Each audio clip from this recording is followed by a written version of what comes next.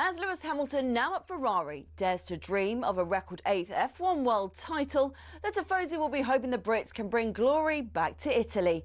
To many, Ferrari and Formula One are inseparable.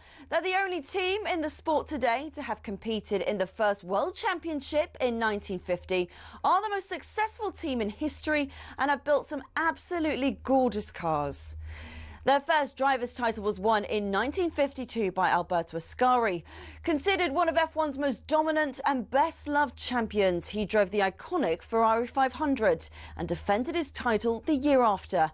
It was Juan Manuel Fangio in his Ferrari 250 who secured the team's next driver's title in 1956. Remember, he was world champion 5 times with 4 different teams. Mike Hawthorne, Phil Hill and John Surtees also won titles for Ferrari in the 50s and 60s, and the cars back then were beautiful, and they even sounded great, didn't they?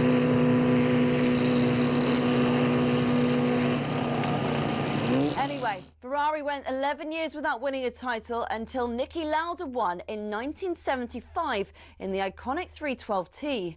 Throughout much of the 80s and 90s, though, Ferrari looked like they'd never go all the way again. Le Professeur Alain Prost came pretty close in 1990, but lost out to his bitter rival and former teammate at McLaren, Ayrton Senna. It was only when John Todt recruited a swathe of staff from outside of Italy, including Michael Schumacher, that the glory days returned 21 years after their last driver's title. The turn of the century saw the prancing horse sprint to an unprecedented 5 consecutive championship doubles. And after Schumacher left, Kimi Raikkonen reclaimed the driver's title immediately. But despite employing 1,500 people,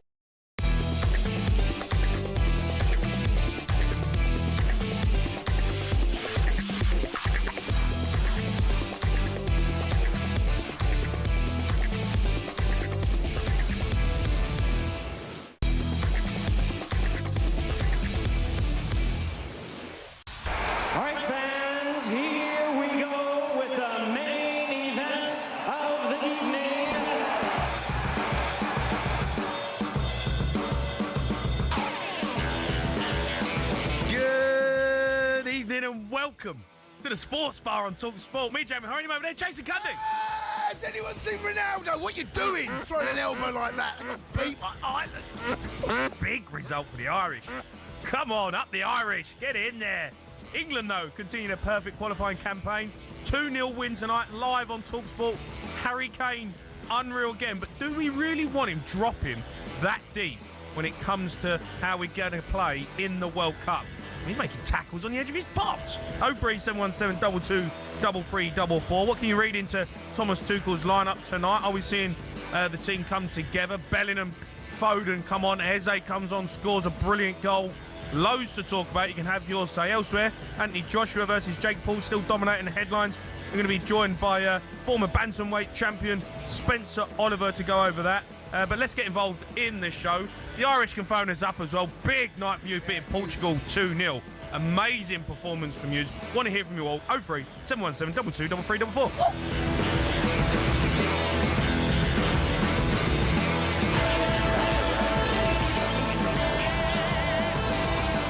Hello, mate. Hello, matey. How are you? I'm all good, thanks, bud. All good. England's another clean sheet.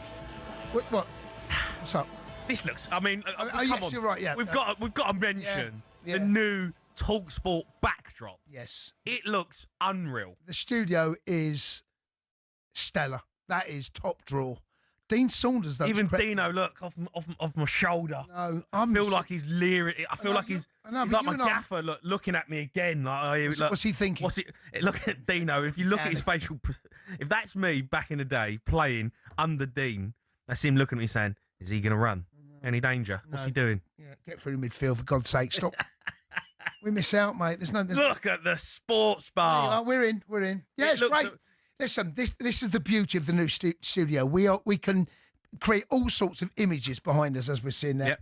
We can even get your own goals up, apparently. No, I've heard that. Yeah, apparently we can play your own goals behind us, live to the nation. No, I've heard that. I've heard that bit doesn't work. Yeah, I'm telling you, it looks. That is where we're going. We'll be here all night, It does genuinely look like we're in a sports bar. It's amazing stuff. We are a sports bar. We are the sports bar, and we're in a sports bar. Let's not talk about everything else that goes, around the office. Though, typical talkSPORT. We walk in here, headphones don't work, computer don't work. We've got a lovely back screen. The set looks amazing. The set looks unreal. Can't hear anything.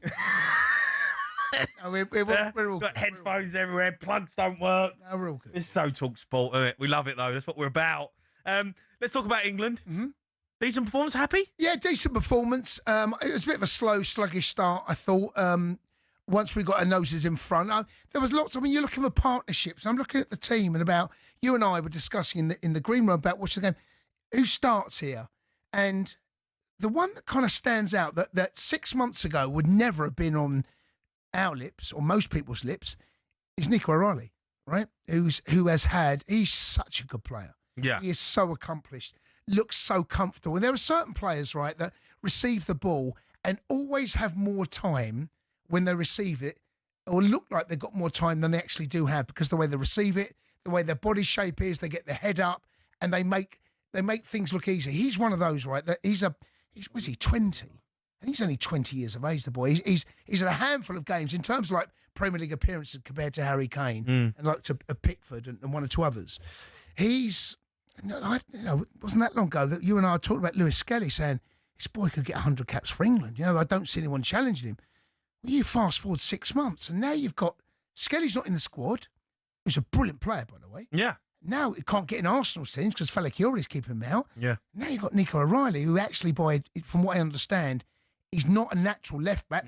He was a number 10. Right? So now he's come on the God, he looks so good. So he's solving a problem out there because that left back has not really been nailed down.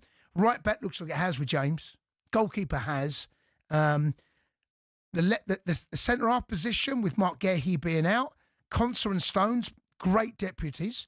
I think that Guéhi comes in right now. I mean, the left back situation, I would love to know what fans think about that. Who is that guy that's got the shirt? Who do you think's got it right now? O'Reilly. It's his debut. Yeah, I know. That's how because. But I like everything about him. I agree. Balance, left-footed. You know, strong going forward. Loves getting forward. You know, he doesn't get scared going forward because he's been a number 10. Comfortable on the ball, physical. He's tall.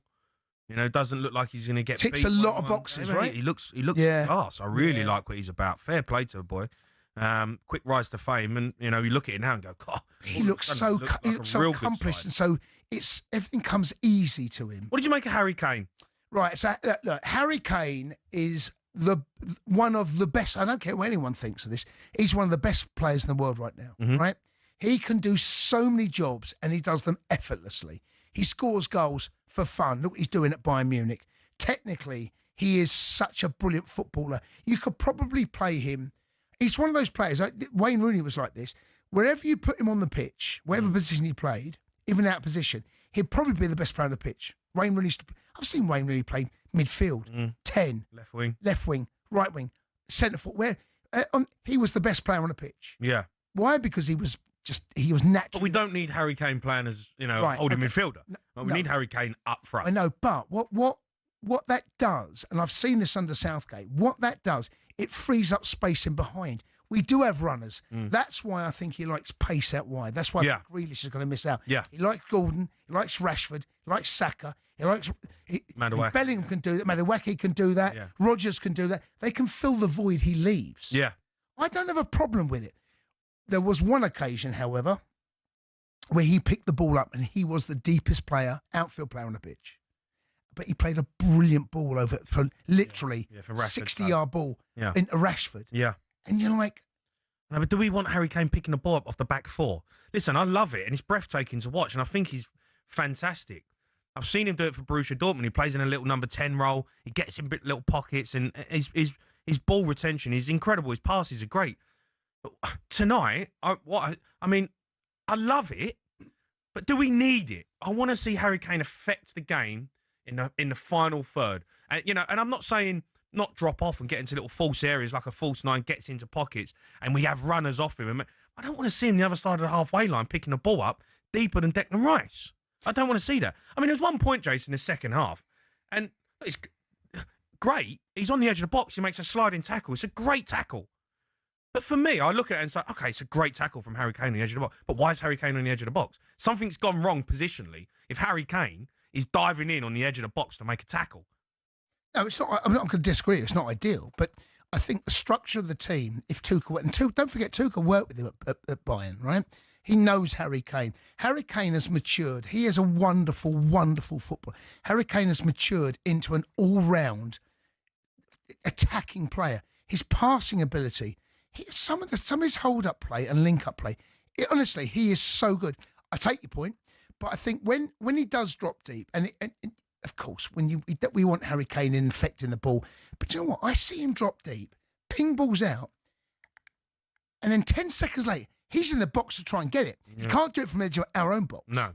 But it'd be interesting to see how that relationship develops because there's the Bellingham scenario, there's the Phil Foden scenario. Mm-hmm. How does that structure work within that squad, within that team? Mm-hmm. And I thought... largely, I thought it worked, but I take your point. Yeah. I want Harry Kane getting on the end of Harry Kane crosses. That can't happen. Yeah. England continue their perfect qualification campaign 2-0 against Serbia tonight. Faker Others, he's alongside Thomas Tuchel right now.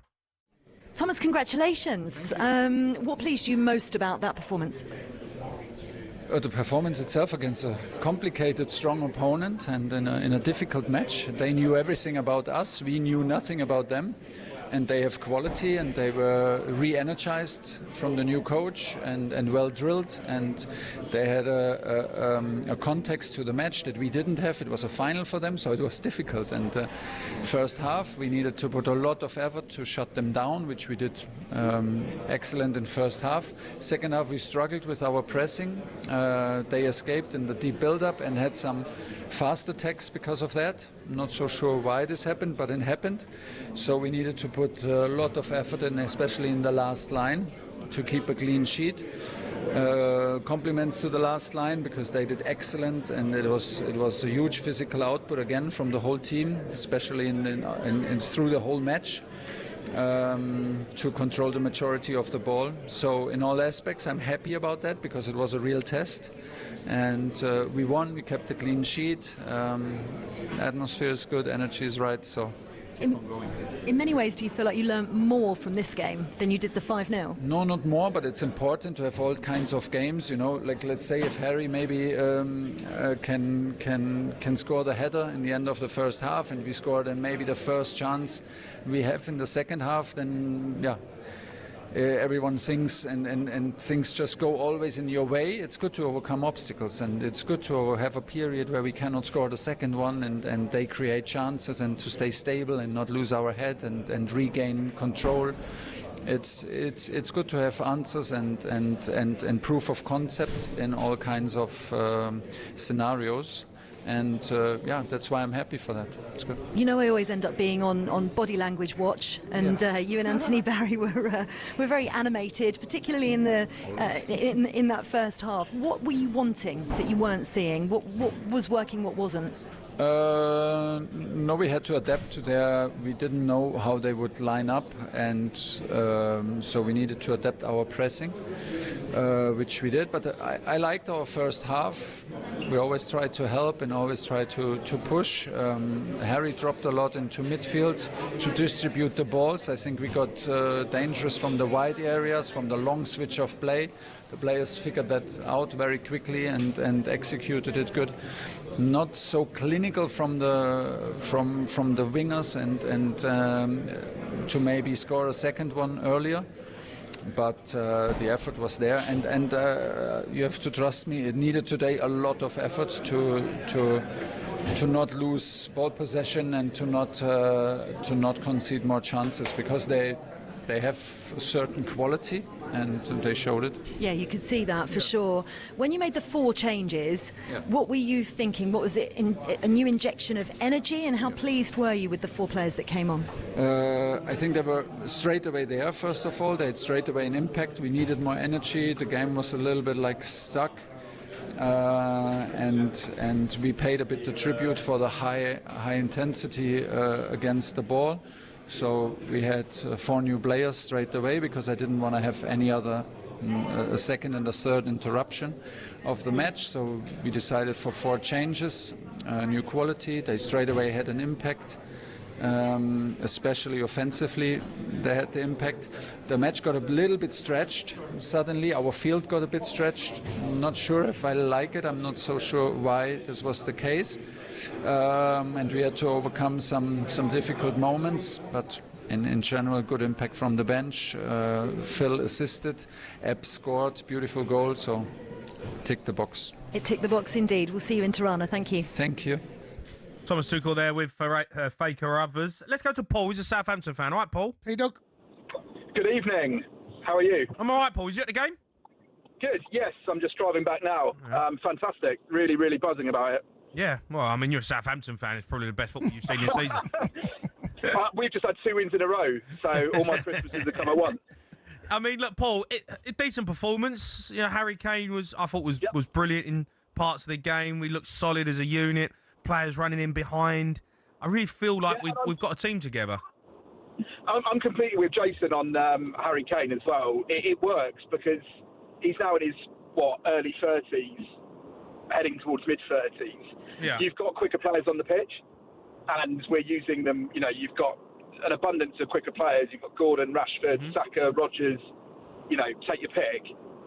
It does make sense, and he is really good at it. It makes sense for him to drop in. I get that. I don't, I'm not expecting Harry Kane to run in behind and make run. I know that's not his game. I get that. But you say he's getting older, mate. He can't. I haven't seen the stats, but I bet you looked at the stats. He was one of the most running I've seen. He was everywhere. So you say he's not slowing down. He looks fitter and sharper than I've ever seen him. But it's almost don't want him to do that much, if you know what I mean. He's coming back over the halfway line to get the ball. I just don't know if I want to see him there. I think it suits him, and I think with Tuchel, I was reading the article before the game, basically where he's saying, "Don't be silly. You can't have Foden, Bellingham, and Kane all in the same team. You finally, by the grace of God, we've finally got a manager who puts the team before the media and doesn't just pick the 11 best players." I think it suits the team. I think it works really well, and credit to Company, I think, at Bayern Munich for sort of identifying that and really building on that and letting him do it in Germany for our benefit, really. Also, what I noticed when Kane did drop deep, Declan Rice, who was predominantly playing the 6, he then joined the attack. He was then the one that joined in. I know. I know. But say it breaks down. Harry Kane CDM. No, I think there'll be horses for courses. I don't think you'll be seeing Harry Kane doing that against Spain. I think teams that might be playing slightly differently. I think that what Tuchel has shown, that he can adapt and will adapt to the opposition. The problem we've had is that we are so superior to the teams in this group that we are always going to beat them. And I said to you in the green room, Jay, that, and I've said this on air, Tuchel's been brought in for 3 games, right? And I'm going to labour this point. It's the quarterfinals, semi-finals, and the final, right? Getting there is just par. It's par. Just getting to the World Cup, getting to the Euros, right? Yeah. Once we get there, then you've got to navigate your way out the group. And I think what we're seeing, I like the fact that it changes things. This is a different England than what we saw in the South. There are similarities. It feels a bit brave. Yes, Kane drops deep. I did think, I agree with you, there were moments where Kane was so deep. But what I did notice is that we weren't shy up top either. No. There were bodies up top. We were getting bodies in the box. Who's the best finisher in the team? Yeah, Kane. Yeah, I know. But Kane can't pass to Kane. I know.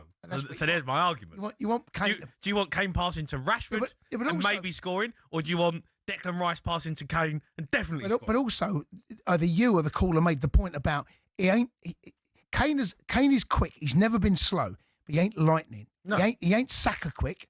He ain't Rashford quick. No. He's not that.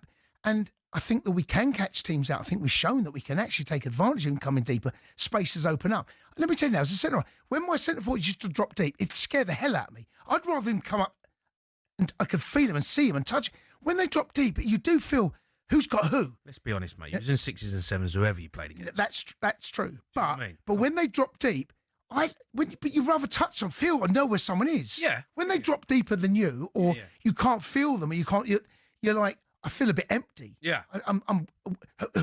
How am I going to deal with it? Then you wait for runners to come, and then runners that come from deep, they're hard because they come from so deep at pace, and you can see them coming, but it's hard to track them. Yeah. And I think that's a little bit of what Tuchel's trying to do. Paul, just on the second half performance, wasn't the best second half performance. Serbia had a couple of good chances, to be fair. We got a little bit open.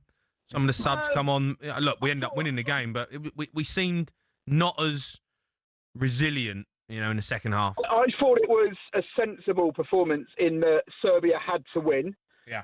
Because of the position in the group, and it was their cup final, whereas we're essentially playing for seeding now. We did experiment quite a lot, so we made, I think, 4 subs at once. So we managed to rotate the 11, give a few other players on the pitch. So you're always going to get a little bit disjointed when you do that. But probably the highlight of the second half was the impact Eze had off the bench. I think he was absolutely superb. Him running at tired legs is, especially if you're, as in this scenario, 1-0 up against a team that needs to do something, is absolutely perfect for him. Yeah. No, I wasn't sure about Eze. I've watched him at Arsenal this season, and he's been all right. He's not been amazing, but tonight, I was, having a debate about it, saying, does he go? Because you're talking about he likes pace on the wings. You got Rashford and Anthony Gordon, but tonight, Eze showed that. And also, Eze is such a versatile player. There are so many different positions he can adopt and pick up, and he can drop into those little mini pockets and their half spaces and play a 10. And he took his goal. His goal is just a thing of beauty, and what was a pleasing thing. I'm guessing also, I've known it from Tuchel, is that all three of his subs, Bellingham plays the ball to Foden plays the ball out to Eze first time. So his subs have had a direct impact on that game, and it's making the right subs at the right time. And look, we're expected to beat Serbia at home, and it was at times it was a little bit tricky, but largely it was comfortable. And like I said, mate, when we get there, that's where he earns his money. Yeah. Not now. Now is this is free time for him. Now, get your squad right. You can experiment, and there was a bit of experimenting going on today with those subs, the false nine. Yeah. He'll come away. He'll work it out. That's his job. Okay. Get your calls in on England tonight. You want to have your say? Talk about Harry Kane. Talk about the way we're playing. Talk about Foden, Bellingham. Loads to get at. 03 717 22 33 44.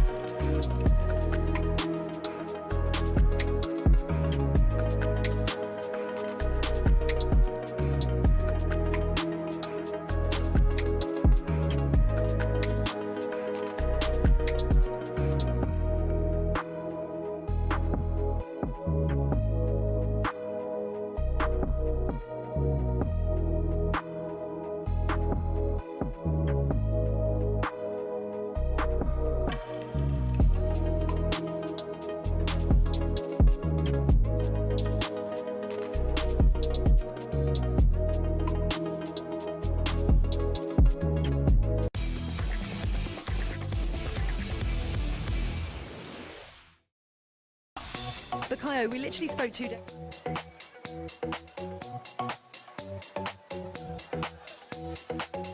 You're listening to the Sports Bar on talkSPORT. Me, Jamie O'Hara and Jason Cundy. Reminder, talkSPORT now on your smart TV. Just grab the app on your Android TV and Google TV. We're even on Prime Video. talkSPORT live on your screen as well as your speakers. You're going to continue taking calls in England tonight. 03 717 22 33 we just heard England manager Thomas Tuchel, but we can hear from the man who opened our scoring tonight. Bukayo Saka is with Faye Carruthers. Bukayo, we literally spoke 2 days ago and you said you definitely wanted to score more goals for England. You go and do it again, and that one was a beaut. Yeah, another beautiful goal in the same end at Wembley. So, yeah, I'm really happy with that strike today and with the win as well. Does it rival the Ukraine one that you said was your best? No. You hit it so sweetly, though. Talk me through it from your peripheral vision. Yeah, it got deflected after Nico took a shot, and it just set up so nicely for me. As I said, I'm going to hit this far post. And yeah, when I left my foot, I knew it was going in. It was a really clean strike. So yeah, beautiful goal. What was going on? We thought you might be injured at one point. Was there a problem with your boots or something else? No, I needed to change my boots. That was it. I wasn't injured or anything, no. We saw you do the rotation moment and feared the worst, but you've just got through 90 minutes, which is fantastic. How did you feel out there? Yeah, it's another 90 minutes in the legs, and yeah, it's good for me. And I felt good out there. Towards the end, it opened up. If I had a bit more energy, maybe I could have got another one. But, like I said, we're happy with the result. 2-0, another win, and yeah, still building the momentum, so happy. It was really fascinating when the 4 changes were made and there was a new injection of energy on the pitch. How did that feel, and that dynamic that we've not seen before? Yeah, I think the subs that came on today did really well. Obviously, Ebbs got the goal, Phil set it up. Jude and Hendo ran the midfield really well, so they definitely gave us that extra energy, and yeah, helped us get the second goal, so we're happy with them. Excellent. Well played tonight. See you in Albania. See you there. Thank you. Yeah, Bukayo Saka there with Faye Carruthers. Let's go to Michael. He's an Arsenal fan. All right, Mike? Mikey? I was trying to watch my TV. All of a sudden, I see Jamie O'Hara and people talking about Billy Chairs and not being qualified enough to play the World Cup. I mean, do you really think he shouldn't make it to the team? Jamie? No, I said if I was picking the team tomorrow, I think Anthony Gordon and Rashford would probably be in front of him. I'm not saying he can't make it. After tonight's performance, he stakes his claim to get in there, isn't he? No, my point is, Ability creates a lot of opportunities up front, and he creates a lot of problems for oppositions, to stabilize. So you shouldn't say something like that, knowing that he's a huge plus, and he's a weapon. You can use him. I'd love to use him. I'm not saying I don't want to use him, but if you're going to pick a squad tomorrow, based on this was before the game, I'm guessing you're talking about when I was on Sky earlier. If you're talking about Eze before tonight's performance, Anthony Gordon doesn't play. If I was going to pick a team in terms of what I think Thomas Tuchel's structure is in terms of pace on the wings, getting in behind, probably Anthony Gordon and Rashford are in front of Eze. Eze's scored tonight and he's come on and done a job. So he can stake his claim to getting the side. I'm not saying you wouldn't take him. I'd love Eze to be at top form and performing for England and getting there. But I don't know. Someone's going to miss out. Someone's missing out. You can't take them all. The thing is, I understand the generational hate you have against the Arsenal team. I understand that. But remember, Arsenal won it for you tonight. Remember that. Sorry, Michael. I don't know what you're on about. Michael. I'm with you. I'm just saying. Michael. Jamie sounds ridiculous when he makes certain statements. Michael. What are you on about Arsenal? Why have you got? See, this is why people cringe at Arsenal, right? You have just phoned up Arsenal. You said won it for you tonight. You're not English, right? I'm American. Right, okay, fine. I don't know. You might have an English parents. I don't know. Why have you made this about club v country? It's got nothing to do with that. Well, no, I'm saying no. It has something to do with it. His performance in Arsenal is why he's playing. No, forget Arsenal, Michael. It's got nothing to do with Arsenal. It's about the best players in England playing for the national side. This has got nothing to do about club. Don't put he's an Arsenal player. He's an Arsenal player. That's my point. What does that matter? What does that matter?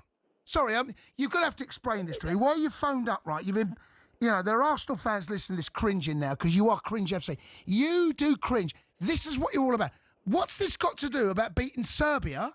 Because 2 Arsenal players scored. It's not about that. No. Why are you bringing that into it? Jamie O'Hara doesn't believe in his heart that Eberechi tomorrow should be on the team. Well, that's an opinion. Okay. Who do you think shouldn't be in the squad? No, it doesn't matter who I think. I'm saying. No, exactly that. The one you're making. Honestly, put your club bias away, Michael. Now listen, go and support America. Go and support America, mate. Honestly, go and get your stars and stripes out. No, seriously, that's got nothing to do with. You and I sit. We want the best for our country, and if it means the Spurs, Arsenal, Liverpool, Man City player plays, and if any Chelsea player win the World Cup, I'm all for it. Absolutely. Honestly, Michael, you're just again. That Arsenal fans listening to that game.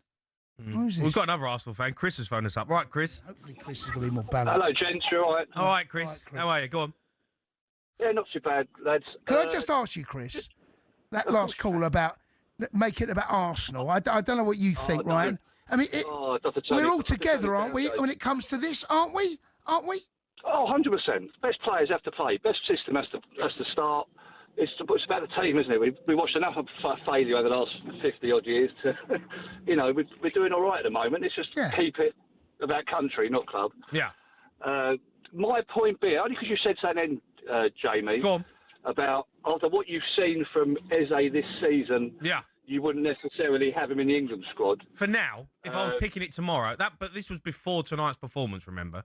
Yeah, and I get that. He's come to the Arsenal and he's had a bit of a, I'll say slow start. We're top of the league and he's playing and we're winning games of football. So but the last 2 years, I think the credit he's built up for Palace, won in the FA Cup, won in the Community Shield, gone to Europe for the first time. He's come to the Arsenal. Obviously, he's not the main man like he's used to. No. But that's my point. No, it's just maybe I'm missing something. I think Rashford's had a great start at Barcelona and fair play to him. So he's definitely got a very good chance of starting in the World Cup. Mm-hmm. I'm still a bit confused on this Anthony Gordon thing. Well, the reason, but Anthony Gordon, look, Thomas Tuchel likes Anthony Gordon because he's direct, right, Chris? And the reason I say that Eze's position is potentially under threat, because he can't take everyone, right? Someone's going to miss out. He's already said that. He can't take 5 number 10s. Eze, for me... He's not going to take Foden. Well, yeah, I know, but you look at Foden's performances this season. He's performed better than Eze, hasn't he? Foden has been in top form. So, for me, if I'm looking at it, right now, take away the goal he scored tonight, Eze comes on, he scores a brilliant goal. Anthony Gordon and Rashford, for me, are left wingers. They play left wing. That's their role. Agreed. They're direct, they've got pace, they like to get him behind. That's what Thomas Tuchel likes from his wingers. We've seen that. That's what he likes. Eze tonight, he comes on, he scores, and fair play to him. But I've seen Eze play this season, really, as you know, he plays in the hole, he plays as a 10. And at the moment, if you're looking at all the 10s that are there, he's not the best performing one. I'm not saying he starts. I'm saying, as you've just correctly said, Rashford and Gordon will be running at fullbacks in the World Cup in the heat, and they won't like it. But like tonight, I couldn't think of a more perfect player to bring on in that position after 60 minutes, 70 minutes, who can play in different positions, open it up, go on the inside, go on the outside, and knows where the goal is. Because you can't play Foden there. We've tried that. It doesn't work. You won't play Palmer there. It's just he doesn't deserve to be there. He's not quick enough. I just think, I'm not saying start Eze. I'm saying, but as a must on that plane, if you're mixing out... He likes Gordon, doesn't he? You've seen that. He likes Gordon. Oh, start Gordon. No, but he's going to start Rashford. He's going to start Rashford. Yeah, but if Rashford and Gordon are like for like, I don't know, I'm not England manager. Well, that's why he's getting paid $8 million a year. One thing that... The one thing that it appears... Sorry, I thought you finished. Go on, you carry on, sorry. No, you carry on. You go. No, one thing that it appears that Tuchel likes is pace out wide, right? He likes pace. I think that's one of the reasons that Grealish has not appeared. Grealish, as technically gifted as he is, he slows the game. He can slow the game. He has touches. One thing I love about Gordon, right? And he's never going to be as technically gifted as Grealish, but what he does, he gets the ball, there's grass in behind, he's knocking that past you, and if he gets in front of you, you ain't catching him. Grealish doesn't do that. Rashford can, and Rashford cuts inside. And What Eze does, Eze gives you options. There are some in an England squad. Versatility is absolutely crucial because when you pick a squad of what is it, 26, right? 26? I think it's 26. Right. Right. You need certain players that are going to be able to adapt and play in certain positions at certain times through injury, suspension. Maybe a player comes off, whatever it might be. And Eze ticks a lot of boxes. He can play as a 10. He can play as an out-wide player. He can play slightly deeper if you want. He's versatile. That's why I think Eze goes, because of his versatility. But for me, I agree with Jay. Right now, I think Rashford in his number one team in the first game, I think Rashford starts. And I think the rest of them are trying to fight for the rest of the places around that left-hand side. Yeah. All right. Chris, thanks for your call, mate. I appreciate it. Let's go to Ollie. He's a Stafford Rangers fan. All right, Ollie? All right, Ollie. Hi, you all right? I'm all right, Ollie. Go on. What you got for us? Yeah, so I was at the game today, heading to Albania as well on Sunday. Nice. I thought it was a decent performance. To be honest, I don't think it reached the heights that maybe we hit in Latvia and also Serbia away. We didn't make it look as easy tonight. But I thought defensively we looked really sound, to be honest. And I really like over the last year, or whilst under Tuchel, the amount that we've grown defensively. I think we've just found our identity, and I think it was an area that we were really lacking, just knowing who was going to be alongside John Stones, really. And I think this, Konsa and Gahey have both just put a real case together for who's going to partner John Stones. And I'm really impressed with. Do you know what I'm worried about though, Ollie? A little bit, right? We've cruised through the group, and we always do, and we haven't been tested. We haven't conceded a goal. We need to be tested before the World Cup. Like that's my worry. Like we need to be seriously tested. I mean, how'd you do that? Well, we'll play a decent nation. Now, how'd you do that going into a World Cup? Because I don't know. No one knows what this team is like when they're 2-0 down. No, right, I think historically you can look at the failings in the Nations League under Southgate, where obviously we've got relegated, and that's led to the additional games that we've had to play in World Cup qualifications, with the Andorra game and the Latvia home game, I think, at the start of this World Cup qualifying period, where we would have played the stronger nations in the Nations League. So I think that big failure historically has led to the situation we're in now, where really we've not been tested. Yeah, and look, it all looked great. We can talk about Elliot Anderson, Rashford, Eze coming off the bench, and the way we look with Saka and Kane dropping in. It all looks brilliant. It's all hunky-dory. What happens to this team when France go 2-0 up in the World Cup? Like, we haven't seen a reaction because we don't, and I know it's so difficult to find that, but I just worry that we ain't been tested enough. And I know it's so difficult because we don't play the big nations, but I don't know. Is there any friendly? I mean, there's another. Oh, we got in March. And we don't know who we're playing yet, right? We don't know what teams we're going to face. No, that's not been announced yet. But the problem you've got going into a major tournament is that you're not going to want to play someone, and you've got to wait until it's on the 5th of December, by the way. Then if we get a South American team, then we might get an option to play a South American team that isn't at the World Cup, or someone that's not in our group, right? Yeah, I know. And then they might have Scotland. Yeah. So they want to play against the European side or something. That's how it'll play out. But you're not going to be tested. The only way you're going to, and to be honest with you, right, the big dogs don't really get tested. I mean, maybe Argentina, Brazil, maybe they play one another, but generally it's when you get there. It's how you cope with being tested. Is he still there, by the way, Ollie? Yeah, he's there. Ollie? I'm here, yeah. Yeah. Do you want any recommendations for a couple of clubs? Where are you going in? Is it whereabouts in Latvia? Well, Albania this weekend. Albania, so I'm actually going the Brazil-Senegal game on Saturday, and then heading to Chris Eubank Conabentu, and then flying out to Albania Sunday morning. So it's a busy one. Right, okay. Do you want any nightclubs? In Albania? Yeah, go on. Okay, hold on. Yeah, get some recommendations for me. Here we go. There's a Lust nightclub here. I've got it here. It's got 4.5 stars, 131 reviews. Hold on. Yeah. What else we got Do out you there? know what? 4.7 stars. 4 Elements, apparently. It's good gaff in good. Albania. Yeah, the rating's good. Yeah.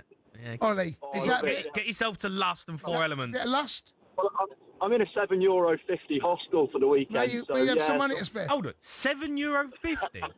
No, you're not. €7.50. No, you're not. Mate.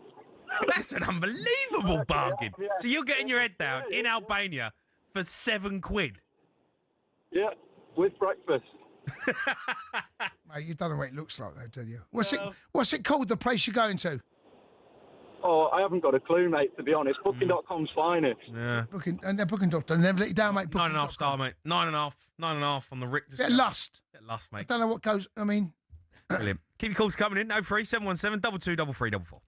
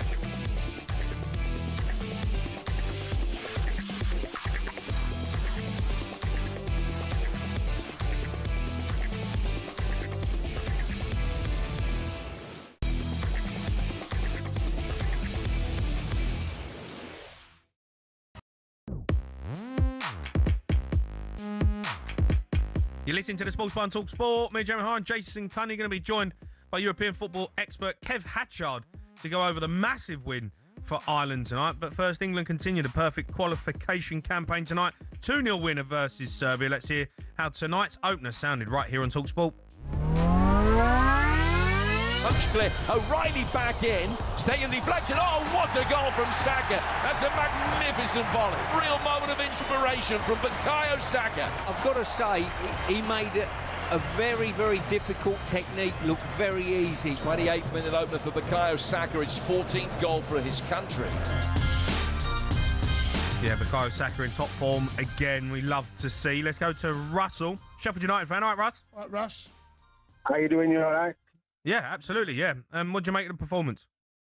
Oh, it were slow. I think it were like calculated. Yeah. Everything was like sort of like one pace. So I was surprised that Serbia didn't go for it.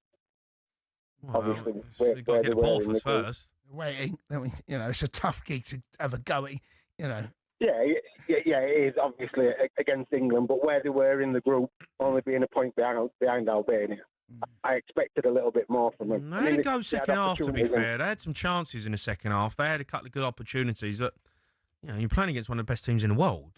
It's hard to have a go when you can't get the ball from them. Yeah, definitely. But I expected a little bit more fight within them. Yeah. As in, especially after the result they'd had, like with England away. Mm-hmm. Well, we were talking about Anthony Gordon and Eze, Rashford.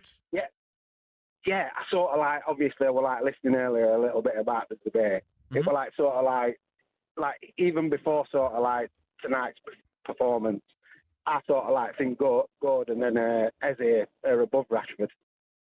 Because he sort of, in my opinion, only performed sort of like 1 in 4 every 5. He had opportunities tonight, didn't sort of do anything. Eze's come on and obviously scored a goal.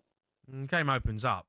I get that. And look, Eze's had his opportunity and he's taken it. Fair play to the boy. You can't say Rashford's not the number one, though. He's playing for Barcelona.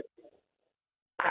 I just sort of think he doesn't perform enough in the games. He's sort of like, he's not consistent. Whereas like where Anthony's been playing, he's been consistent in that position, and like as he hasn't played in that position as such. But when he's had it, obviously with his record at Palace, and then obviously now he's at Arsenal, and then just coming on tonight. He's been playing number 10 for Arsenal. He hasn't even been playing on the left. Yeah. Trossard's been playing on the left. Martinelli. So Eze's been playing as number 10. Just like you said, it can just play in so many positions, and he's so good with the ball at his feet. I know, but we've seen Thomas Tuchel talk about that the players have got to fit in his team. The players have got to fit in his structure. He likes wingers, proper wingers. Rashford and Anthony Gordon are wingers. Eze can play there, of course he can, but he's not an out-and-out. He's not a winger. No. Not an out-and-out. And I think with winger, Rashford, I hear you. His form's patchy. It can be patchy, and I hear what you're saying. But I just feel like when Rashford gets the ball, it looks like something's going to happen. He looks like he can make something happen. It don't happen all the time, of course, but it doesn't happen all the time for everyone. I would just sort of like a couple of the incidences tonight where he's like cutting, like on the edge of the box, and he's not taking the shot. He's not taking the opportunity. I think I remember it was in the first half, about halfway through the first half, when Nico Riley goes on the outside. Is that the one you're talking about? Yeah, where I think the run from Nico Riley, he needs to play him in, and I think he realises that once he's not played him in, and then he's going across the edge of the box, and I think things close down for him quite quickly. But Anthony Gordon has got as good a chance as anyone because whenever he plays for England, Anthony Gordon, right, and he is, I've got to hand it to him, right. He ain't a step over merchant, right. He ain't going to do a million tricks and get some space. He don't need that. He's got it under the bonnet. He knocks it out of his feet and he gets after it. And if he gets past you, he's staying past you. Yeah. Right? And that is the beauty of Anthony Gordon. There's not a lot of frills. I don't care about that. No. Get the ball to the bar and get the crossing. Yeah. And he'll do that. Yeah. That's what he'll do. The thing with Rashford is, Rashford can do a little bit of he's a better finisher than Gordon. Gordon's not a great finisher. No. Rashford obviously has done it at various different levels at various different clubs. But it's a nice problem to have. We're talking about who can play out there. And it's better than watching Phil Foden play out there, isn't it? Well, let me tell you now, that was painful last summer. Or the summer before, I have to say. Oh. Who's playing up there? And do you know what? Anthony Gordon was in the squad. Didn't play. He was in the squad, and he got a couple of little half moments, chances, come off the bench, cameos. Rashford didn't go. Yeah, but at that time, Rashford was in a bad space. Yeah, he was. Right, he was in a bad space, right? So I get that. But Thomas Tuchel, even though Rashford was in a bad space, the first squad he picked, I think it's the first squad he picked. Yeah. You're my man. I'm going to bring you back to life. Yep. You've got what I need on that left-hand side. And so has Gordon. Gordon's, give the boy credit. You know? What I like is that Thomas Tuchel has put this team together of what he wants from his England side. There's no, I'm fitting you in here. Oh, you're playing well, I've got to play you. Oh, Bellingham has to start for England, I've got to play you because he's at Real Madrid. No, this is the team. This is how we're playing. These are the dynamics. If you fit in it, take your chance. If you don't, then you have to wait. Oh, listen, we're talking about a proper manager here now. We're not talking about one pandying to the media. Or he'll do it his way. He's got his own set of ideas. He knows who can play in a certain position at a certain point of the game as well, because football matches change. In the first minute, might be different to the 46th minute. Mm-hmm. You might be 1-0 down. There might be a couple of injuries. He'll change. He will adapt. He's shown that throughout his managerial career. I'm excited by it. I'm excited. Yeah, we're looking good. I'm just worried we ain't getting tested enough. That's my big concern. Right, loads to go through. Get your calls in. You'll have your say on the Sports Bar tonight. 03 717 22 3344. You're listening to the Sports Bar on talkSPORT with talkSPORT Bet. Download the new talkSPORT Bet app today. 18 plus. Beganwith.org.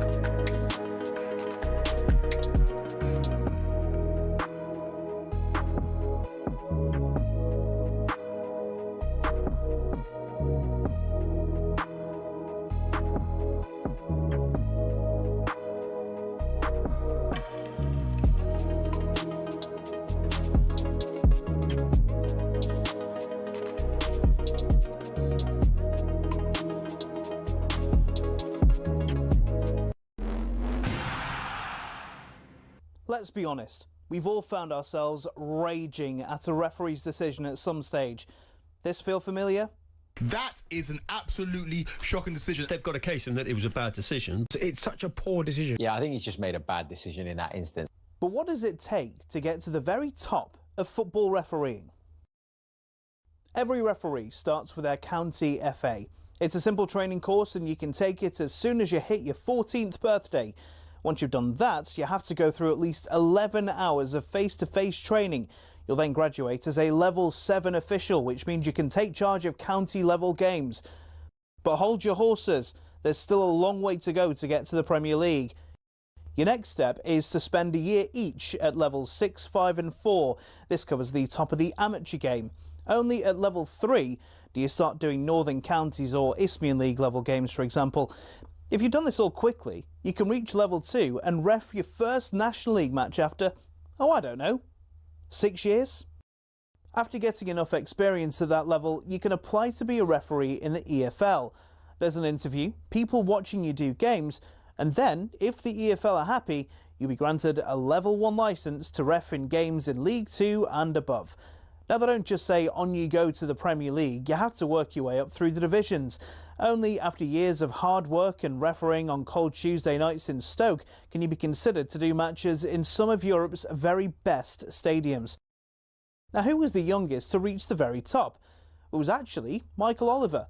He reffed his first Premier League match in 2010 at the tender age of just 25. So if you want to follow in his footsteps, crack on. It'll only take you roughly a decade, thousands of hours of work and an incredibly thick skin. In total, there are 37,000 registered referees across England, but the PGMOL has only deemed 21 good enough for the top flight. That means there's not even a 1 in 1,000.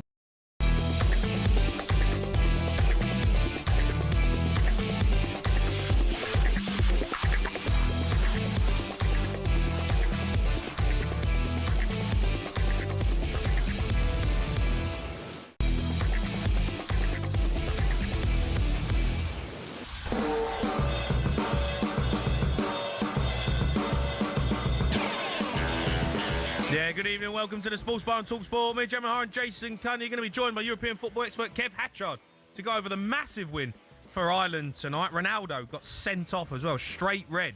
We're going to discuss that with him. England, he's past Serbia tonight. That was live on talkSPORT. Let's hear from England's Nico O'Reilly talking to talkSPORT's Faker Overs about the proud moment to have made his England debut.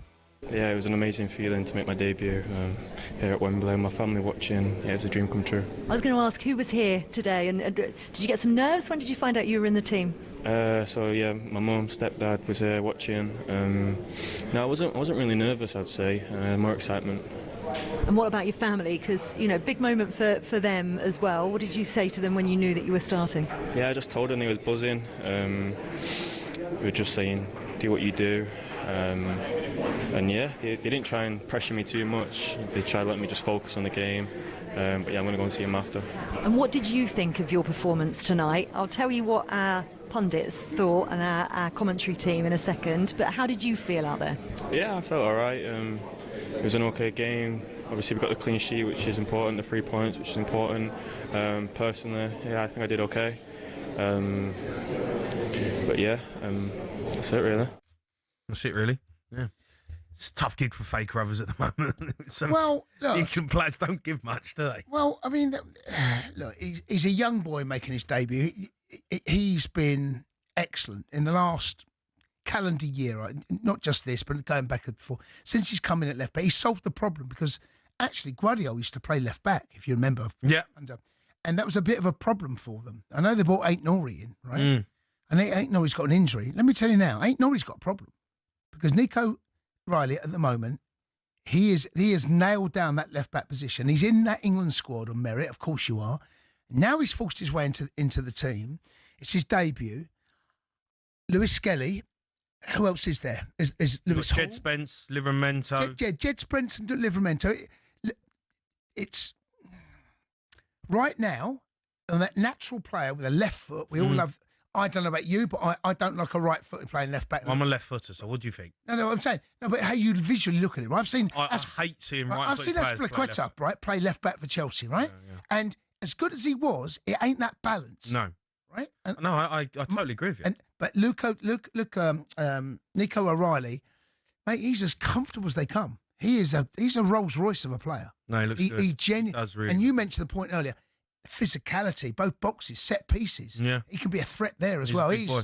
He was excellent today. He was really, really good. And you know what? It didn't surprise me, actually. No. It didn't surprise me that he played so well. I mean, if you're playing for Pep Guardiola's Man City side, Of course, yeah. Let's go to Moaning Mo. He's a Liverpool fan. All right, Moaning? Oh, here we go. Bringing the show down. How are you, Moaning? Here we go. All right, Moaning? Well, I was about to fall asleep in the England game, and I'm surprised you didn't mention. I wish you had. Boring. Wish you had. I'm surprised you have not mentioned how boring England actually are.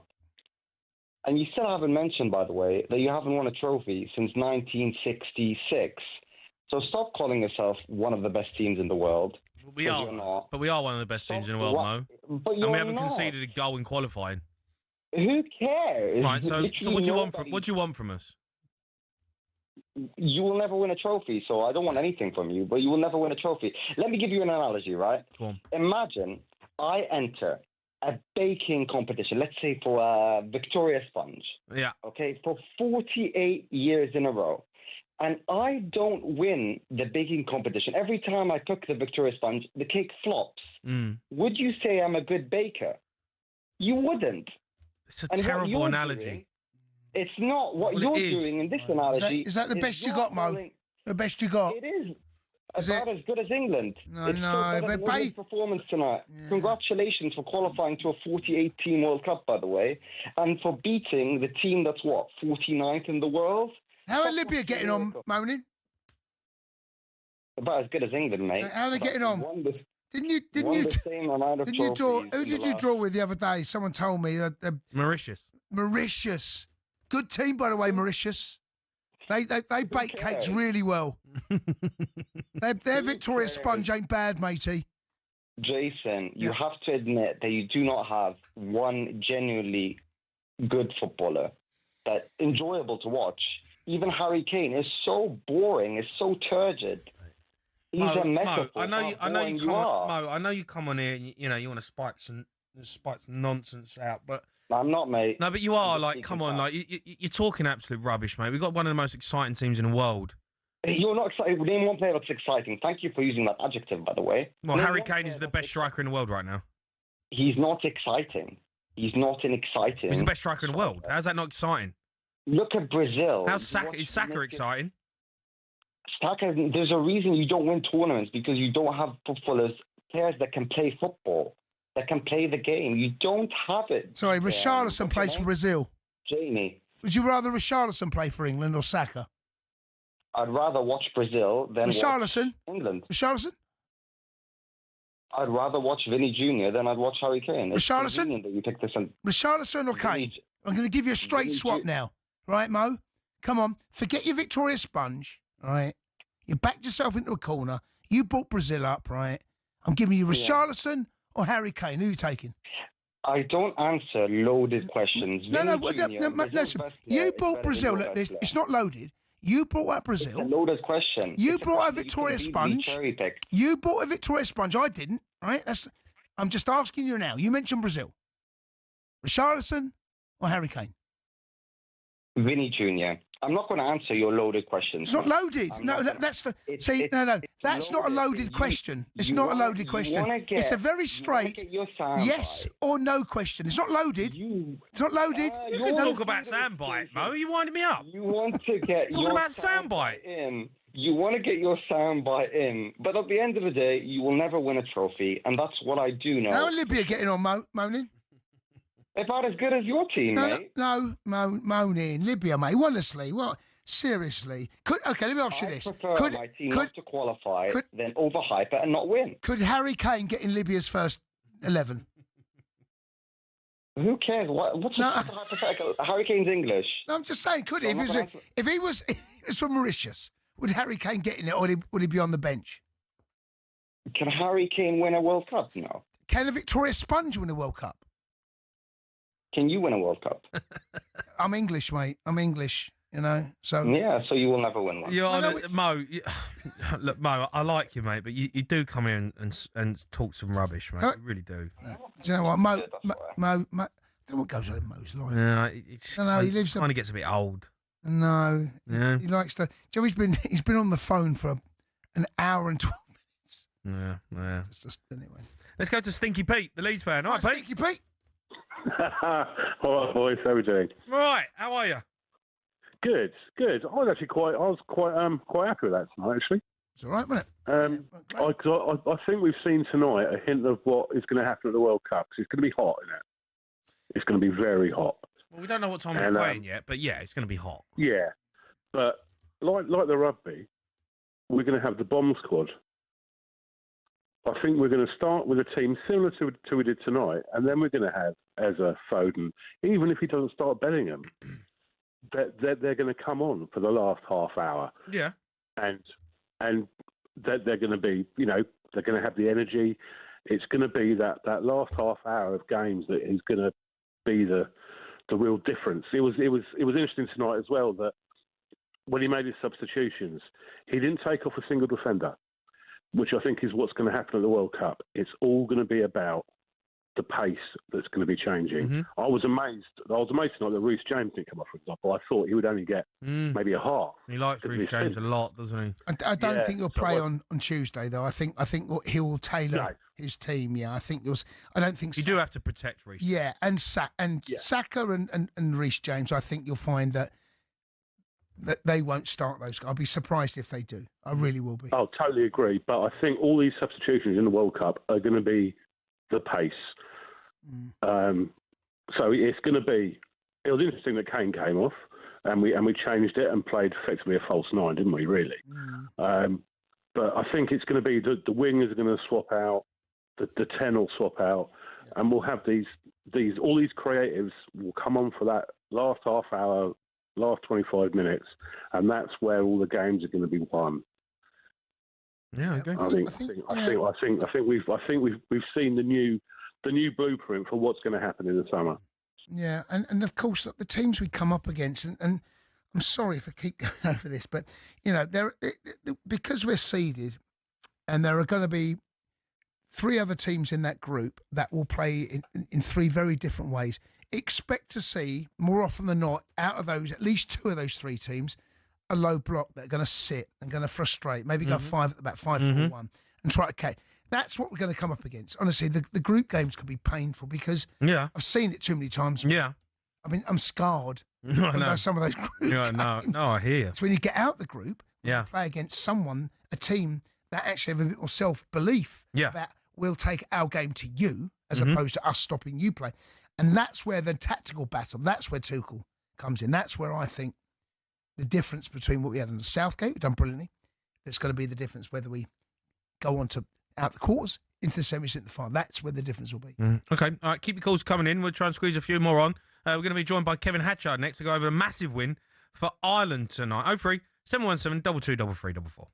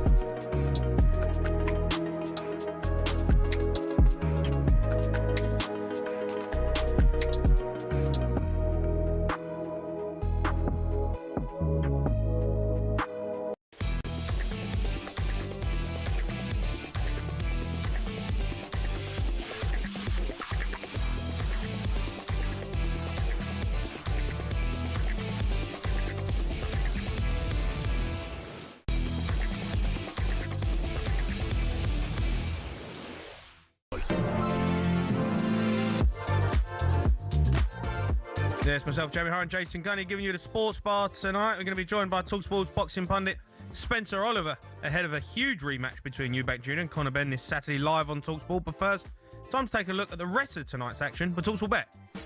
Bring it on with talkSPORT Bet. Stay on the ball with our safer gambling tools. Find out more at talksportbet.com. 18 plus gambleaware.org. Yeah, European football expert Kevin Hatchard joins us now. All right, Kev. All right, Kev. How are we, chaps? We well? Yeah, we're good, mate. Look, I thought we've got to get you on because Portugal got beat 2-0 by Ireland. Amazing result for them. But Ronaldo got sent off. Now, for people who may have not seen it, what happened? So basically, he was in a tussle in the box with Dara O'Shea and he threw an elbow and caught him. Got booked originally. And then Ronaldo turned to the Ireland players and did a kind of boo-hoo gesture as if he was crying. And then, to his horror, that yellow was upgraded to a red, and the Ireland fans did exactly the same gesture to him and a fair few other gestures besides. Wow. So, but what's remarkable is it's the first time he's ever been sent off for Portugal in his 226th game. But it was a bad performance. They had lots of the ball, Portugal, but you have to credit Jaime Hallgrimsson. I have to say I didn't give them a prayer, actually, the way they've improved in some ways, but the results haven't really come. But to actually play the way they did and deserve to win, it wasn't just dig in and see what happens. They could have scored more goals. Parrott's been playing well in the Eredivisie, but he only started because Evan Ferguson was injured. Took his chance really, really well. Close range header from a set piece and then a really nicely taken finish. So, fantastic performance from him. What it does... What about Portugal, Kev, though? Because I saw the team sheet. Obviously, Ronaldo's there. He's at Al Nassr. He's banging goals. João Felix as well, who's also there playing in... You've got two players playing in Saudi, starting for Portugal. How do you think Portugal fans will be a little bit worried about the team? Because they've got a great side. But that's a really bad result. Yes, it is a poor result. They're going to be okay. They're going to beat Armenia, I would think, in the final game. I mean, they've got form for having missed out on a final qualifier before when they were beaten at home by Serbia. But I don't think that's going to happen this time. I think they are going to recover. What's really interesting, though, Ronaldo's obviously suspended for that game. Mm-hmm. And if a disciplinary panel decides that he should get a longer ban because it was an elbow, he could miss the first game of the World Cup. That ain't happening. Which would be you said it, Q. You may well be right about that. Absolutely no way that's happening. Yeah, so it's not automatic. The one-match ban is automatic. Whether it'll be extended, we'll see. But, yeah, look, I think there's a question mark over them. But he's all in on Ronaldo, Roberto Martinez. He even said afterwards he felt it was a bit unfortunate, felt that he'd been tussling with the defenders all the way through, and it looked worse than it was. I mean, it wasn't. It was a straight elbow. Straight red. Yeah, exactly. You've got to defend your player, right? I get that. You have. But, I mean, he is absolutely determined, Martinez, to hitch the wagon to Ronaldo. Rain or shine, that's what he's going to do. So, yeah, I mean, the João Felix thing is interesting because I still think he's a terrific player. He is scoring goals for Al Nassr, but it's not a great standard. But then Ruben Neves has been a regular, and he's been playing in Saudi. So, if they're performing, obviously this is not a great example of that, but if they're performing in general at international level, Martinez will pick them. Great result for the Republic of Ireland, of course. They travel to Hungary. Now, they can qualify, right? If they beat Hungary. How does that work? They could get a playoff. Is it? Right, okay. So if they win in Hungary, in Budapest, then they would get a playoff, which, considering where they were earlier in the group stage and considering the kind of lack of positivity really going into these qualifiers, that would be a big step forward. It's been a grim old time really for them in the last few years. So, whether they make the top two or not, that's still a really, really important step, I think, to have beaten Portugal and beaten them well. Just on the other results, France, they won 4-0 against Ukraine. That's them qualified, right? They're in. Yeah, that's right. They've qualified. A couple of goals for Kylian Mbappe. How are they looking, again? France? Yeah, they look really strong. I think they look strong. I think, Ekitike got his first goal for France. And I just think they've got a great spine to the team. They've got great depth as well. You look at Didier Deschamps' World Cup record, won it in 2018, reached the final in 2022, was one Kolo Muani volley away from winning it again. So, you know, they've got a guy that can manoeuvre through these tournaments. Haaland's having a bit of a dip in form, and he scored 2. For, Rubbish. Get rid of him. Get rid of him. Honestly. 30 goals. He's got 30 goals. For It's club actually and country it's this getting season. it's getting outrageous. No, it is actually getting ridiculous. He scored 2 again. He's got 30 goals this season. Yeah, 30 for club and country this season. It's a joke. Yeah, I mean, it's beyond belief. And the thing is, what's fascinating is, I mean, Norway beat Estonia 4-1. They scored 4 goals in 12 minutes. Sørloth got a brace as well. And they've got Ødegaard. They've got those Sørloth and Haaland. They've got Oscar Bob. They've got Antonio Nusa. They've got some real quality in there. Are they a bit maybe like a Croatia, Kev? Could they be like that type of side who, you know, bit of an underdog? Possibly. My only concern about them, if you compare them to Croatia, would be Croatia's midfield was unbelievable. When you've got, you know, Modric, Brozovic, Kovacic, who can just keep the ball and control a game. Yeah. I'm not sure Norway can control a game. Okay. They can have some great fun with those players up front, but I'm not sure they can control it in the way that Croatia could. But basically, they have qualified for the first time since '98 because they'd have to lose to Italy in the final game by 9 goals. So what that means is Italy are in the playoff again, and they failed to qualify for back-to-back World Cups. Can you imagine if they failed to qualify again for a World Cup? Jeez. That's I mean, Italy need to be at the World Cup, don't they? Come on. It doesn't feel like a World Cup without it. I mean, they've got Well, they're starting to because, because they don't make it very often these days. I know, but growing up as a kid, it was literally expected. Yeah, of course. Yeah. Of course. Yeah. And it's a big concern because Gattuso's gone in there. I still have big reservations about him in general, but it didn't work for Spalletti. Mancini walked out. He was linked with going back there. They've got some good players. Do they have the depth of quality some of the other leading nations have? I don't think so. I think there are concerns.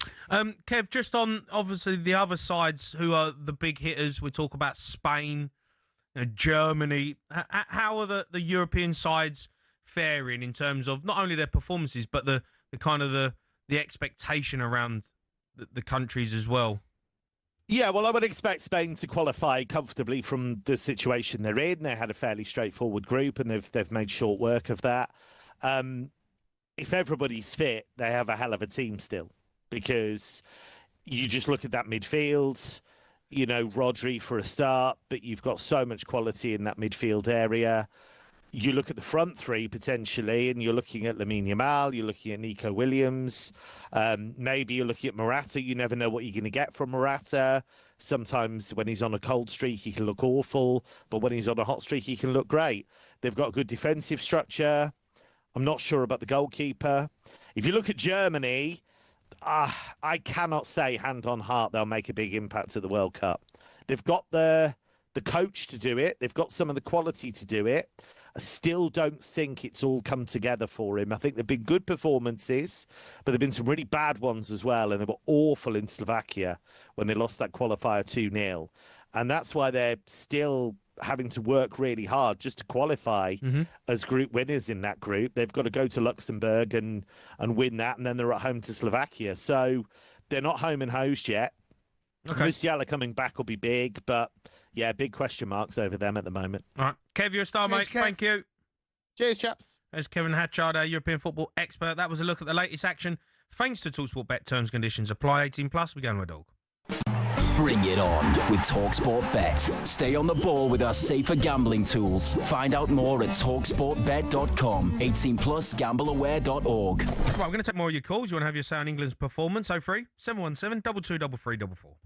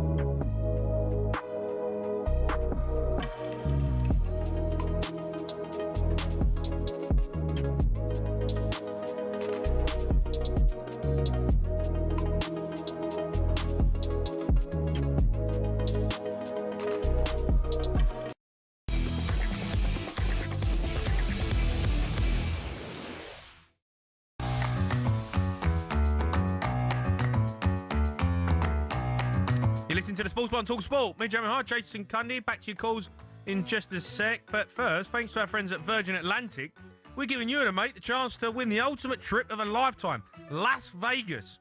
You'll kick things off in style with exclusive access to the Virgin Atlantic Clubhouse at Heathrow, then flying upper-class comfort with live black beds and premium service all the way to Vegas. Once you touch down, you'll check into a spa villa for 4 nights, cheer from the stands as the Las Vegas Raiders take on Kansas, and we're throwing in $5,000 cash to play while you're there.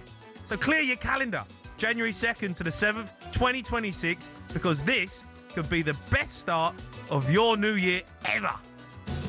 21 plus, UK excluding Northern Ireland. For a chance to win, text WIN to 83338. Text at £2 plus standard network rate. Bill payer's permission required. Or call 03434239761. Calls are charged at standard rate. All entries must be received by the 28th of November at 4 p.m. This is a network promotion. Run across talkSPORT, Virgin Radio UK and Talk. Full terms and conditions at talksport.com. Right, so earlier, right, you were talking about you don't want to talk to people on flights. And, enough, I don't want to talk to people. That was off air. Right. Yeah, I know, but you were saying that about, What do you mean? Would you talk to me on business class? Would you speak to me then? No. What's a glass of champagne and going, Jay, come on, mate, let's go up to the lounge upstairs. Absolutely not. I mean, I fly economy everywhere. I'm not bothered about it. I'd rather spend my money when I'm on holiday. No, you're on this than flight with me, right? Business class, you and me over there, right? Upper champagne. class. Upper class, you and me. I want to be. I'd ask to be in the top. No, I'm next year. I'm next year. No. You ain't talking to me. No, I don't like talking to people on a plane. Okay. No, I don't get it. People get up and you go on a plane. And there's etiquette to plane. People annoy me in airports, right? Be ready when you get to the gate. Get your passport out. Have your boarding pass ready. Security, get your iPad out. Be ready to get through. Get me through. I want to get in. Now you're on the plane with a glass of champagne. I want to get on the plane, mate. Headphones in. No. That's it. Let's say this Bit flight. of Football Manager on my iPad. Headphones in. No, hold on. Hood up. This Don't flight, talk to me. This flight, right? It's 4 o'clock in the afternoon. So you're not tired. A good rest. Go to the airport. You know, you and me get there. Lovely nap. Yeah. It's a lovely nap. That. No, but then you and I. I flew around the world last year. Right. I went to Malaysia. Yeah. Business class. Yeah. To work out there. Yeah. 10 hours. I think it was 14 hours. Yeah, go on. I slept the whole way. When you get on the plane, though, you're not sleeping straight away. I slept straight away. I said, "Don't." I said, Do you know what? You're horrible. "I don't need any food. I've eaten, so don't worry about food. I'll have a nice glass of wine, please." Misery gut. And then I'm in my own little world. I don't want to talk to you. No, good. Do you know what? I don't ever get on a flight with you again. I've been to Portugal with you. I know. I got on the flight. Right, okay. You annoyed me. No, right, fine. You want to talk? What do you mean annoyed you? You annoyed me. Sitting next to you was annoying. I didn't sit next to you. I sat across the aisle. No, yeah, but you was there. You annoy me now. You was there, and you was looking at me to have a chat. I don't want to talk to you. I'll talk to you every night. I'm going on holiday. I don't want to talk to you. Mate, I'm so good.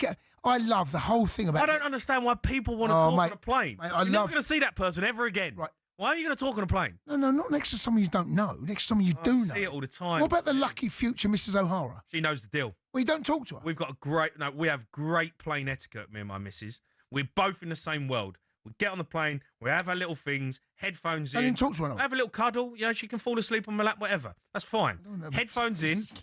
Headphones in. She'll play on her stuff. I'll play with my stuff. Lovely jubbly. Honestly, why in an airplane? What's the problem? It's tight spaces. It's condensed. No. There's lots of people. No, this flight is business class. You just spoke about it. It's business class. No tight spaces. Lots of leg room. Mm-hmm. You can stretch your arms out. Champagne. Yeah. It's 4 o'clock in the afternoon. No. You know, you don't want to go to sleep now. No one sleeps 4 o'clock in the afternoon, right? Right, Jay, let's go upstairs to the lounge upstairs. Have a little... No, absolutely not. No, I want to, you know, the little thing that you put up, the little lift up thing. What a horrible person you are. Block you out. The worst thing I could ever ask for on a plane is, you know, when you have the ones where they sit opposite you. Yeah. So like in business class, you have the business class, but they're facing you. Yeah. If that was you, I'd get off the plane. You can lift the thing up. No, but I'd get up, just the fact that you're looking at me for 10 hours. No, but you lift it up, though. When you lift it up, right, and you go to sleep, I'll pull it back down again. Yeah, exactly. I mean... Wake up looking at me. I would have to go to the stewardess and be like, Start singing I something. don't know who this guy No, is. that's what I do. But he needs to I'd get roll out a bit of tissue and stick it up your nose and wake you up. Airports, mate. Just get me on the plane. Get me where I need to go. Do you know what, mate? Get me on the beach. Give me a pina colada. No. I'm happy. It's all right. I want to talk to anyone. Play with you again. That suits me. No, good. Yeah, good. Fine. Suits me too. Let's go to Liam. He's a Man United fan. Liam? Right, Liam. Hi, lads. You all right? All right, matey. Yeah, I just want to say I'm biting at a bit about this stupid Mo saying that England aren't world class. I know, but he's an idiot. He likes playing. I know, but the problem is, his evidence was that we've not won the World Cup since 1966. No. Only 5 countries have won it since we did. Right? Mm-hmm. If you had, instead of a World Cup, you had like a league system, we'd be Tottenham. No, but we'd finish top 5, wouldn't we? There's, in my opinion, there's only France, Spain, and Argentina that are better than us in a minute. France, Spain, Argentina. Yeah, I think we're in the mix. Look, we're in the hunt. In France, look, we're in the hunt. If there was a league rather than a knockout, because the problem with knockout football is anyone could beat anyone on the day, can't they? Yeah, of course. Yeah, that's the beauty of it, right? The only way you can actually define, like people going about Champions League or League, if you win the Premier League, you are probably better than whoever wins the Champions League. Because it's very rare that the winner of a cup is better than the winner of the league. That's true, and that's why we love knockout football, because of the jeopardy. No, of course, knockout football is amazing for that. Yeah. But the fact I'm going for that only 5 countries have won the World Cup since we have won it. I know, but with the players that we have and the quality we've possessed over the last decade, the players we have, that's only because we have such a naive view of football when it comes to the Premier League. No, I hear you. There's other nations that got world-class players as well. Watch the Bundesliga and like Serie A and the other leagues, and just the South American teams don't get into this equation because all their best players are spread across the world. Of course. No, I hear what you. I do. I hear what you're saying. I get it. But when you say Argentina, Spain, Brazil, and France, right? That you're talking about, they're the teams who have won the World Cup and are there. Yeah. England have got the players to compete with them nations.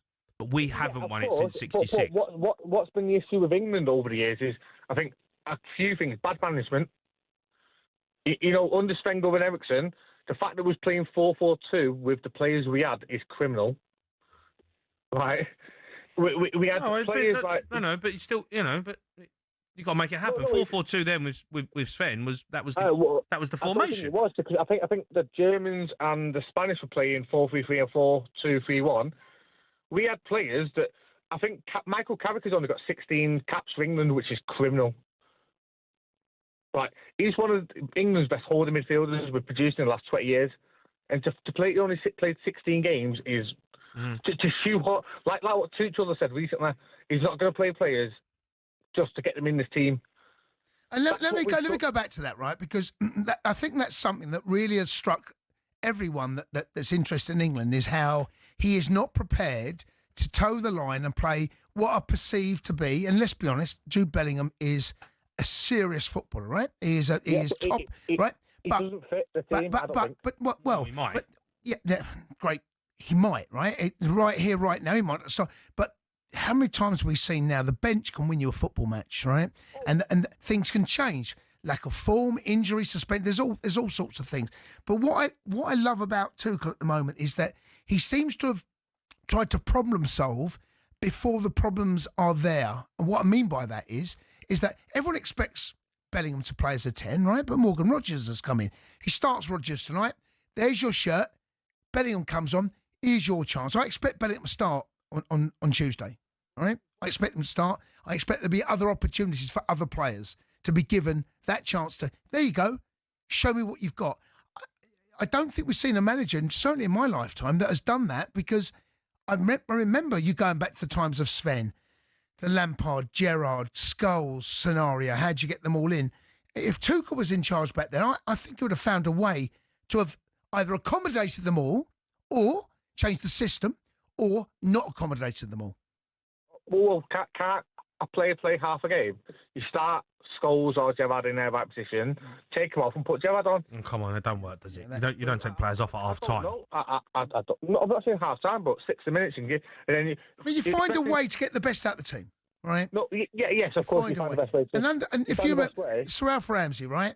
So our best attacking player at that time in 1966 was Jimmy Greaves, right? But Jeff Hurst forced himself into the team. I think Jimmy Greaves had an injury, and Sir Alf Jimmy Greaves wasn't even on. I don't think they'd even had a bench back then. I'm not even sure in '66. They must have had a bench, no? I don't know if they did, mate. Well, didn't have a bench. I don't think they just did. 11 played 11. That was it. Do you know what? We'll find out. No, I'm not having that. I'm not having I think, Jay, I think I'm right. No, I don't know if you're right. I don't think there was a bench. So there's no subs? There was no subs back then, mate. I don't. So if someone got injured, what happened? He went down to 10.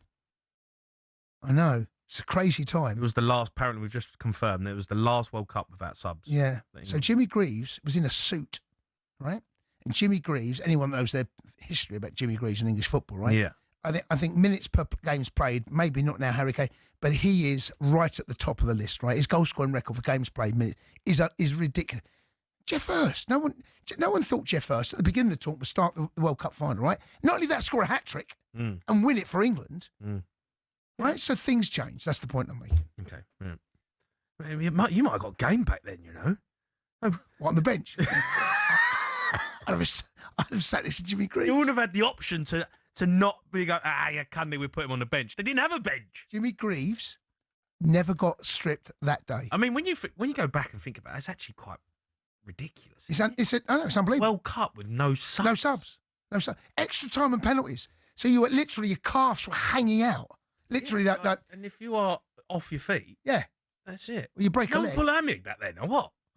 Right, they don't talk to those boys back there now. Must look at these modern day football things. What are you on about? Playing 60 minutes and they're getting cramp. No subs. You see players come over and then the leg goes up and they're forcing the toes over to stretch the cup. Yeah, goalkeepers. What are you on about? Goalkeeper getting cramp. That's the one that I see it the other day. Keeper getting cramp. Do me a favour. Cramp. Keeper. I think Don't leave the 18-yard box. I think that might have been a bit of time wasted. Maybe. But yeah, wow. World Cup with no subs. Yeah, anyway. Let's go to Lee. He's a West Ham fan, Lee. Right, Lee. How you doing, boys? You okay? Yeah. Lee, what? Go on, what you got for us, Lee? Well, firstly, commiserations to Jamie for yesterday, obviously, with the paddle. So yeah, it was a poor performance, mate. Gabby let me down. You definitely were the second best on the court, though. I'll give you that one. Yeah, I wasn't impressed with Goldstein and Gabby. I'll be honest, mate. I'm going to get to work. Gabby let you down. He let you down. He's talking about the Kievs this morning, but I think that might have been him. Yeah, so. exactly. He struggled with Kievs. Yeah. No, going back. The reason for the call was Mo. Listening to him, I think I might have missed it. Was he Libyan fan? Yeah, he's Libyan. Yeah. Talking about not winning trophies. Yeah, I know. I mean, he's just bitter. He's one of those. He's just bitter. He likes to come. He's called Moaning Mo for a reason. Exactly, but when we look at the last few tournaments, we did well under Gareth. I think no one can deny that he's provided a lot for England fans, but he frustrated you though, didn't he? You know, like when you see Foden on the left and the style of football, pragmatic substitutions in big moments. That was, now we're looking at Thomas Tuchel. And it was like a repeat of trying to get Gerrard and Scholes and Lampard all in the same team. Yeah. Tuchel's not doing that.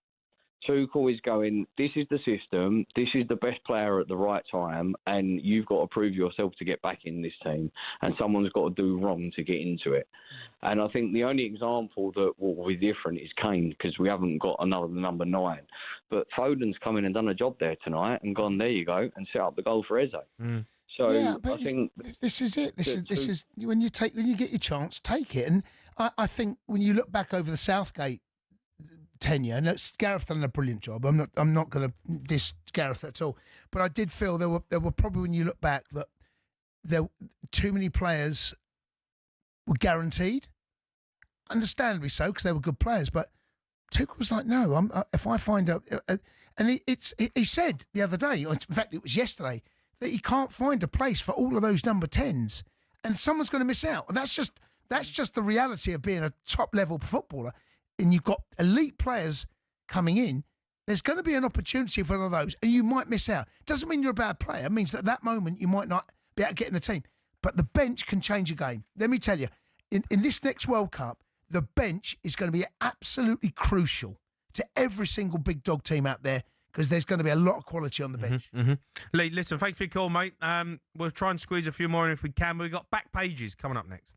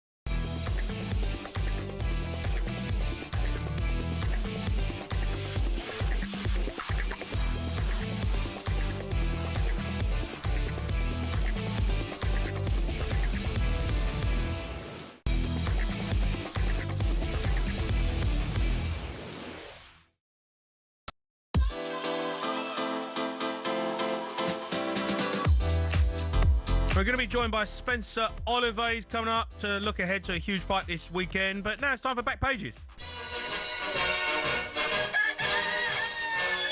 JC. Jack Cundy joins us, right, JC? Evening, lads. Welcome to me mum's kitchen. Yeah, lovely. Good fridge. Good fridge. That's the freezer. That's the freezer. That's the freezer. That's the freezer. What's she Massive growing freezer. over your left shoulder? Oh, that's aloe vera. The aloe vera. Vera? Aloe vera, yeah. Aloe vera? Got a lot there. Look at that. It looks bang on. She's very proud of her kitchen. So, yeah. I'd love to. We ain't got time, but I'd love to go through a freezer just to see what's in there. Shall we? We can try another night. Yeah, maybe Go on, another go night. and open the freezer now. Go on. What? Go on, go and have a look. See what's in there. Just get something. What's the first thing in a freezer? Come on, here we go. He's taking his headphones off. Go on, just. He's got. still visual. Hold on, he's got the microwave next to the freezer.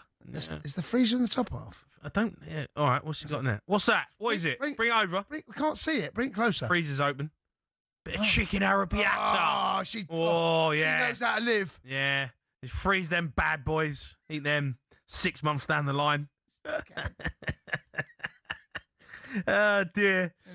Anyway, JC, let's get into it. Bellingham Yeah. makes Bellingham. his point on the back page of the Times.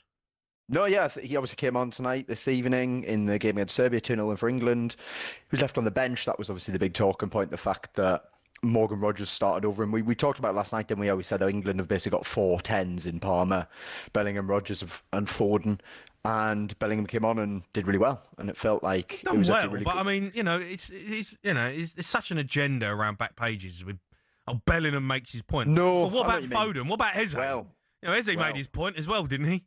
Well, to be fair, Foden, interestingly, made more chances than anyone else. 3 chances, got an assist as well for Eze. And actually, interestingly, Tuchel spoke about Foden afterwards and said how he almost sees him as potential competition for Harry Kane as the number 9. So this is in the press conference after. Then he also listed off Welbeck and Watkins. And he said there's other options that he didn't want to go into. And I just wonder if he's maybe thinking of potentially Liam Delap, because we haven't seen him, for Chelsea due to injury and then a suspension. But maybe if Delap can start playing games for Chelsea and start showing the form that he did at Ipswich, then maybe he would be considered an option as well. But I thought it was interesting that Tuchel made that point to specifically speak about Foden there as almost he's going to share minutes with Kane. That's sort of what he said. He said he'd share the decisive moments with Kane. And look, I think Foden looked really motivated, really determined when he came on. And okay, the assist was a decent pass. It was a fantastic finish. But I think it was the rest of his performance that was the promising thing from Foden. Indeed. Back page of the Sun. Low ticket price vow for Euros. Euro 2028 Chiefs have promised that fans were not priced out of the biggest event ever held in the UK and Irish soil. Tell us more. Yeah, it was obviously the Euro 2028 sort of launch yesterday, and we got confirmed basically numerous things, including the fact that if England, Scotland and Ireland all directly qualify, they'll play all of their group games at home, essentially. So that's interesting. But in terms of the ticket stuff, there's going to be no dynamic pricing. So this has become a very controversial thing. We saw it at the Club World Cup. It's at next year's World Cup. And it was actually Oasis tickets as well, where it became a real issue because in the end, Ticketmaster started to cancel loads of tickets and resell them for Oasis because of dynamic pricing. And essentially it's based on the idea of that a ticket is a price, but then if it's in demand, the price of it increases. Well, of course, Oasis tickets, of course, World Cup tickets are going to be in demand, aren't they? So they're making, the FA have made a vow that will not happen. Last year's Euros tickets were 30 quid at some levels for group games, and then for last 16 knockout games, I think the minimum was about 60 quid. So hopefully they stay around that same price and we can ensure that all of the football fans and stuff go to a home tournament, essentially. It'd be a real shame if we don't have good atmospheres at all these grounds because all of the proper fans are priced out, definitely. Okay. So I think that's important. All right. And just what's the latest across the talkSPORT website? Yeah, Cristiano Ronaldo got his first red card for Portugal. So they lost to Ireland this evening. It was a shock result, that, to be fair. I mean, Troy Parrott with a double. And actually, it doesn't mean that Portugal have qualified yet. And that group's really interesting. So there's only 3 points separating Ireland, Hungary and Portugal with 1 game to go. So Ireland could still actually qualify. But Ronaldo basically threw an elbow at Dara O'Shea And yesterday, he'd been speaking in the press conference about how he was going to be well behaved because he, at the end of the other game against Lisbon, where he missed his penalty, he celebrated in the face of Nathan Collins and Jake O'Brien when Ruben Neves scored, and that caused a bit of a kick-off, essentially. Wow. But then, and then I mean, think he's had the ultimate stinker, really, isn't and he? then he's and then he was talking about how the Ireland fans were going to be on his back, and they were. And then he got sent off, and they lost the game. But the fact it's his first red card, and it was 226th appearance for Portugal. There's some game. That's pretty How many impressive, games has he played? It's 226, something like that. Yeah. International games. International games, yeah. It's pretty unbelievable. That's outrageous. Yeah. 226. Yeah, that's what I mean, if think. you get to 100, you're a legend. 226. Yeah. I mean, I know. Where'd you go with this boy? Where'd you go? I mean, he's scored. He's let himself down tonight, but you know what? He ain't gonna lose sleep, is he? I don't think. No, I don't think he is. No, definitely not. Oh, no, dear. All right. No worries. I'll catch you later. JT, get the Arabiata back in the freezer. I will do. It's in the freezer. The freezer's all closed. All right. Those are your back pages. Have a good weekend.